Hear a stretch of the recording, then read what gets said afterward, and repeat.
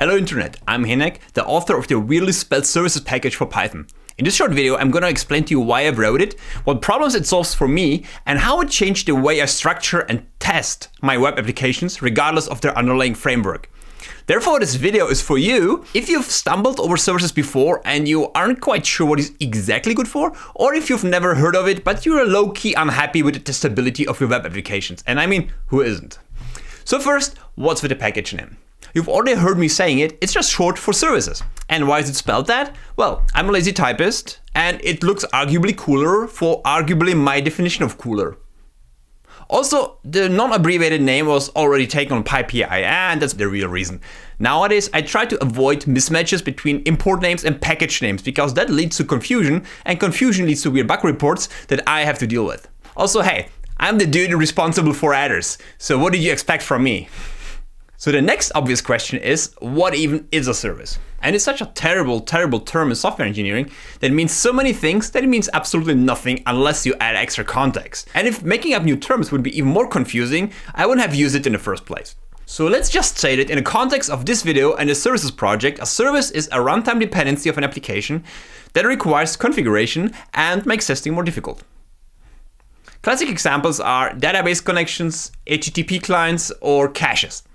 Sometimes services are called resources or dependencies, as I just did, but those terms are just as overloaded and there's really no escape, so we have to just deal with it. So that's services, the concept. Now, the purpose of services, the Python package, is to help you to manage them in an ergonomic and safe way. So it makes their configuration and acquisition consistent across service types and even across application frameworks. It automatically handles resource cleanups for you, helping you to prevent leaking them, which is great if you don't want your applications to crash because they run out of memory. It makes your applications more testable by giving you the gift of loose coupling. And finally, it comes with some extra goodies like service health checks on top. And how does it all that? Oversimplifying for a moment, when writing web applications, services will manage your services. Next time I'm making a video before naming a project on your web framework's request object for you. This is a very narrow definition of what services can do for you, but it's also a very useful definition if your goal is to keep a video under 3 hours. Sorry, Glyph. So now let's go back to the beginning and let me show you why I've started the project in the first place. And it all started with Flask and its complete lack of service management. But before you close the tab, services is not just a Flask extension. In fact, it can be integrated with any web framework, and it comes with support for AIO, HTTP, Fast API, Starlet, and Pyramid, in addition to Flask. I'll just use Flask for my examples because it's still the most used Python web framework and because it's part of the services origin story, so why not? So back to Flask. If you've ever written a non-trivial application with it, you've implemented the getX pattern. Here's an example straight from Flask's documentation. This getDB function is called from the web views to get a database connection and then to do database things with it. If you're not familiar with Flask, the G object is by ways of dark magic a thread local global object. Yes, you've heard correctly. That means that it's a global variable, but that each thread has a different one. And in practice, that means that every request has its own G object that it can use for request local data storage by assigning whatever to its attributes. But as you'll see in later examples, it also comes with a bunch of handy dictionary-inspired methods. And the getX pattern uses the G object to cache the instances it creates to prevent you from creating like 5 database connections within one web request. It does that by checking whether G already contains a DB before creating one. And there's one of the dictionary methods I mentioned before. Since G is thread local, it doesn't need to use any synchronization like locks or semaphores. It just creates a database connection, puts it on G, and finally returns g.db. Now the obvious next question is, how do we make sure that the database connection is cleaned up after we're done with it? We don't want to deal with that in our views manually. And Flask's documentation has an answer for that. We register a function with the Flask application that is called whenever an application context is torn down. And personally find that naming confusing, but practically speaking, that means at the end of a request. This function tries to pop off the DB attribute from G, another dictionary method, with a default of none. That means if DB is not on G, it returns none and we do nothing. If it's there, we close it. And since pop removes the object from G, there's no danger for double cleanups. Simple but effective. So the question is, what's the big deal? We've got this lovely pattern, which can even be simplified on modern Pythons by sprinkling some walruses on top of it. Why did it make me spend dozens of hours to write an obscure package and even more hours to produce this video? There's actually a bunch of them, but let's focus on the 3 most important ones. Firstly, it's repetitive. Once you go past a simplistic web application, it becomes a lot of boilerplate code. You have to implement these 2 methods again for every single service that your app is using. And from those functions, only 2 lines are relevant to the thing they are doing. The rest is pure boilerplate that shouldn't exist. It's also kind of awkward where exactly put them within your code base without coupling your business code to Flask and / or causing circular imports, which both not great, right? Secondly, there's no unified way to introspect your services. Everything is ad hoc, copy and paste, Wild West. And finally, testability is not great. I mean, there are patterns to make this testable. The problem is it looks like this. And I don't have it in me to explain how this works, especially because I don't want to bore my non-Flask users to death, which I've heard is really bad for the YouTube algorithm. Suffice to say, this, not very ergonomic. So all of this is annoying. And I'm not the first person to find this annoying. And based on talking to people, in my estimation, the average company has 3.5 implementations of something like services. I was either getting completely blank stares or instant flare-ups of recognition and frustration. But none of this is a dig at Flask. Flask is a micro-framework, as basically all Python web frameworks except Django. So this is a prime opportunity for an extension like any other. And the good news is I'm bearing said extension because services solves all of these problems and then some. So let's just look how this code would look with services. Except I'll make it more realistic and use real APIs from the wonderful SQL Alchemy project. So after creating a Flask application, we create a database pool that is called an engine in SQL Alchemy parlance. Then we initialize services Flask support the same way we initialize any other Flask extension and register a factory. A factory sounds like some dirty Javaism, but it's just a callable that returns the service that we need. So we are registering a factory on the application we've initialized earlier. The factory returns a SQL Alchemy connection and it creates that connection by calling engine.connect. That's it. Now services knows how to create database connections when someone asks for them. And that's exactly what the view will do. If the form is valid, and only then, because we don't want to stress the database unless we have to. And while completely optional, everything that services does is type safe. So a type checker like MyPy will know that the DB variable is a SQL Alchemy connection. And if do stuff doesn't take a connection as second argument, it will yell at you. And you can even ask it for multiple things at once and the types will still work. So I hope that you agree that this is very ergonomic. It takes 1 line to register a factory, if you don't split it up for better presentation, and 1 line to call it and get a service. Adding more services is trivial, just add more factories, 1 line each. Did I forget about cleanup? No. Engine.connect is a context manager, and services detects that and automatically enters it on creation and leaves it at the end of the request, courtesy of Flask integration. You can also use a generator, just like a PyTest fixture, but internally it's context managers all the way down. And this combination of on-demand service creation and automatic cleanup is really great in practice.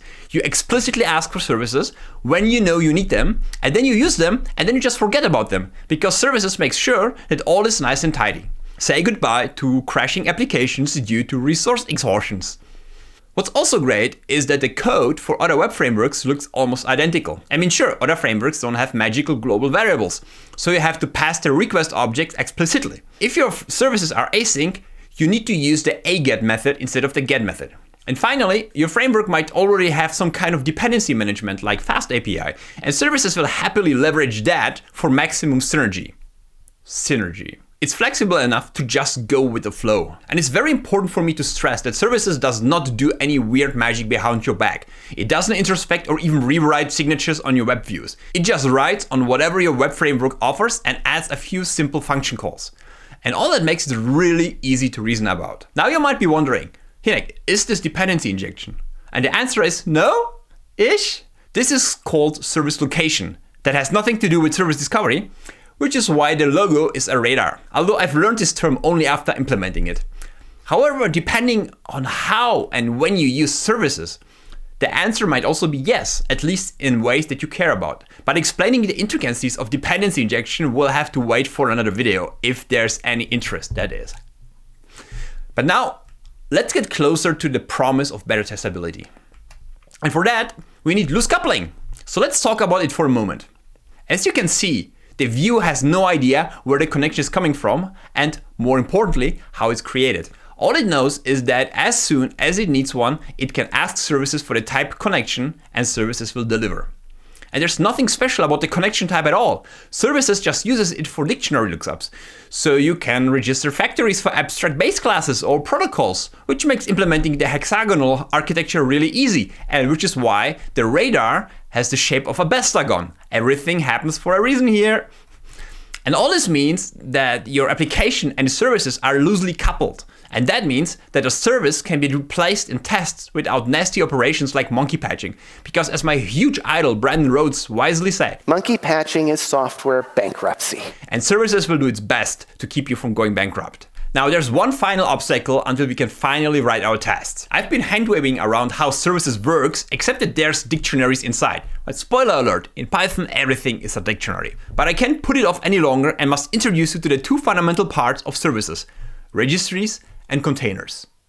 And you've already met both, but they were obstructed by the Flask integration APIs. Remember the register factory calls?